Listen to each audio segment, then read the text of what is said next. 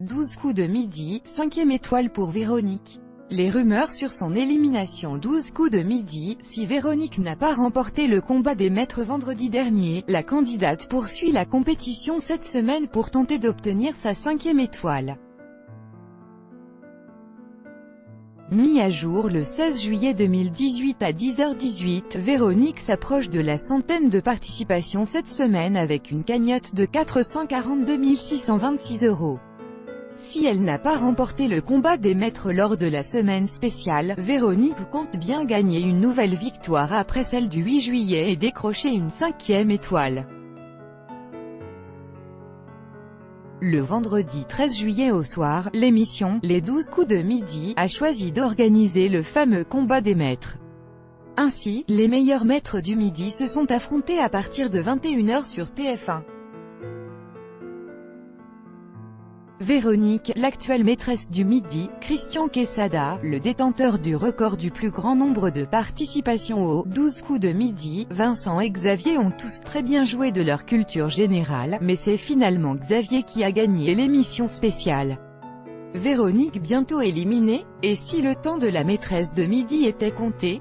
C'est du moins la rumeur qui semble tourner en ce moment sur Internet. Certaines pages Facebook dédiées au jeu de TF1 annoncent d'ailleurs son élimination prochaine le 21 juillet. Véronique trébucherait sur une question dédiée à Michel Sardou. Info. Intox. Difficile à dire pour le moment. Si Véronique était amenée à être éliminée ce mois-ci, elle ne battrait donc pas le record de Christian Quesada mais s'arrêterait juste en dessous de lui dans le classement. Depuis le 28 juin, Véronique se bat tous les jours pour découvrir l'identité de la personnalité qui se cache derrière l'étoile mystérieuse. Et pour élucider le mystère, le défi sera d'autant plus difficile cet été. En période estivale, c'est une grille de 204 cases, au lieu de 130 habituellement, qu'il va falloir décoder en gagnant suffisamment d'indices pour avoir la bonne réponse. Pour le moment, quelques arbres et la façade d'un bâtiment remarquable ont été entreaperçus. Véronique a déjà proposé les noms de Patrick Timsit, Brad Pitt, Johnny Depp, Thierry Lhermitte et Philippe Noiret, mais sans succès. Toujours est-il que Véronique adore et déjà trouvé 4 étoiles contre 7 pour Christian Quesada. La maîtresse de midi actuelle souhaite continuer sur cette voie. Jean-Luc Reichmann, les différents visages du présentateur de TF1 voire le dossier L'étoile mystérieuse. Les 12 coups de midi. Véronique se gratte la tête depuis le 29 juin sur une nouvelle étoile mystérieuse qui se dévoile chaque jour un peu plus. Pour l'heure, peu d'indices sont encore visibles. On y voit pour l'instant des arbres, de l'herbe et ce qui ressemble à un bâtiment historique, peut-être un opéra. Ce n'est pas encore suffisant pour que la maîtresse de midi trouve la personnalité qui se cache derrière ces indices. Véronique a tout de même tenté sa chance plusieurs fois, proposant les noms de Brad Pitt, Johnny Depp, Patrick Timsit, Thierry Lhermitte ou encore Philippe Noiret. Mais aucun de ces noms n'était la bonne réponse. Véronique, maîtresse des 12 coups de midi depuis le début de sa participation au jeu au mois d'avril, Véronique, peu aussi surnommée Tata Véro, a réalisé plus de 80 participations au jeu. Après avoir cumulé plusieurs victoires, l'actuelle championne du jeu a battu un nouveau record en dépassant les 370 000 € de gains et de cadeaux. Elle est ainsi devenue la deuxième candidate à intégrer le top 10 des plus grands maîtres de midi. Pour la candidate, sa participation va changer sa vie puisqu'elle confie à Téléstar, à plus long terme, ça va aussi changer ma vie pour ce qui est du logement. Actuellement, on habite au premier étage, dans un appartement. Mon mari étant en fauteuil roulant, on envisage d'aller dans une maison de plein pied quand on aura assez d'argent. Mais quels sont les secrets de réussite de Véronique? Superstitieuse, elle a pris une certaine habitude pour espérer gagner la compétition. Lorsqu'elle séjourne dans un hôtel à chaque tournage, elle prend toujours la même chambre. Sur le plateau, Jean-Luc Reichmann a même assuré « Maintenant on se bat pour avoir la 623 ». La maîtresse du midi a aussi expliqué que pour faire travailler sa mémoire, elle se répète plusieurs fois les informations, afin que dans le cerveau ça fasse bien le chemin. Vous l'aurez remarqué, Véronique est une maîtresse de midi qui s'étend assez peu sur sa vie privée dans l'émission. En effet, celle-ci préfère ne rien dire sur qui elle est à la télévision. Si cela ne tenait qu'à moi, je ne dirais rien me concernant, annonce-t-elle dans TV Grande Chaîne. Elle explique par ailleurs que, lorsqu'elle se livre un peu trop, elle demande à ce que ça soit coupé au montage. En général, ça l'est.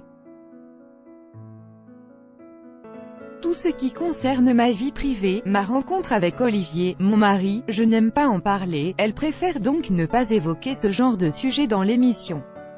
Quoi qu'il en soit, Jean-Luc Reichmann a bien compris que la maîtresse de midi actuelle avait une personnalité bien particulière et qu'il fallait la protéger au maximum.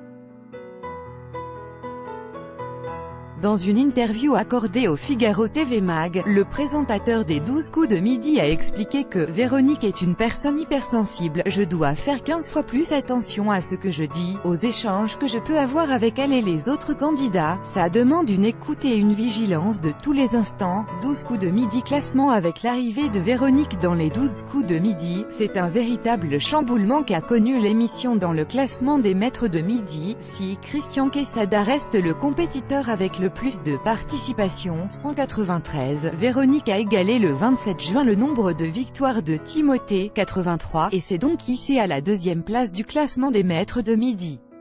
Saura-t-elle arriver jusqu'au niveau de Christian Quesada? Seul l'avenir nous le dira. Toujours est-il que, pour l'heure, Véronique est deuxième du classement et en route pour la première. Christian Quesada. 12 coups de midi. Christian Quesada est le plus grand maître de midi de l'histoire des 12 coups de midi. Du 4 juillet 2016 au 14 janvier 2017, il a enchaîné pas moins de 193 victoires d'affilée. Cela représente pas moins de 64 coups de maître et un total de 7 étoiles mystérieuses élucidées pour des gains de 809 392 €. Pour l'heure, son record reste invaincu, mais Véronique continue sur sa lancée et espère devenir la plus grande maîtresse de l'histoire de l'émission. Christian Quesada, quant à lui, n'a pas hésité à dire ce qu'il pensait du parcours de Véronique. On a quasiment le même âge, mais c'est mon antithèse. Moi, je plaisantais beaucoup, alors que Véronique est bien plus pudique. Elle gagnerait peut-être à se dérider un peu. Je connais les reproches qui lui sont faits sur les réseaux sociaux, mais ils ne sont pas justifiés. Elle est courageuse et méritante. Dans un entretien accordé à Téléstar, Christian Quesada a même annoncé qu'un film adapté de sa vie allait prochainement sortir sur grand écran. Ça avance, le film sortira très certainement en septembre ou octobre 2019. L'acteur sollicité pour jouer mon rôle est très connu, mais je ne peux pas en dire plus. À noter que le maître de midi prévoit également la sortie prochaine d'un deuxième livre qu'il va dédier à la mémoire et à la culture générale. Z, la voix des 12 coups de midi. Surnommée Z, la voix off du jeu Les 12 coups de midi est incarnée par Isabelle Benadji.